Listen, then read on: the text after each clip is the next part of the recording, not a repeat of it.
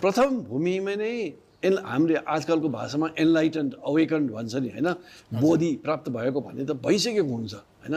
अनि अगाडि बढ्दै बढ्दै द्वितीय भूमि, तृतीय भूमि, चतुर्थ भूमि, 5 भूमि, 6, 7, 8, 9, 10 भूमि, अनि 10 भूमि क्रस गरेपछि सम्यक सम्बुद्ध भन्छ।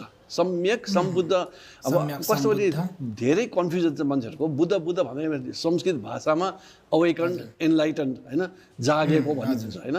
त्यो जागेको त प्रथम भूमिमै भइसकेको छ उहाँ त। जब 10औं भूमि पुग्छ त महाबोधिसत्व भन्छ त्यहाँ। जस्तै कि अहिलेकोलाई तपाईँहरूको नाम पनि सुन्यो होला, मञ्जुश्री अवलोकेश्वर, उहाँहरू 10औं भूमि स्थित हो होइन।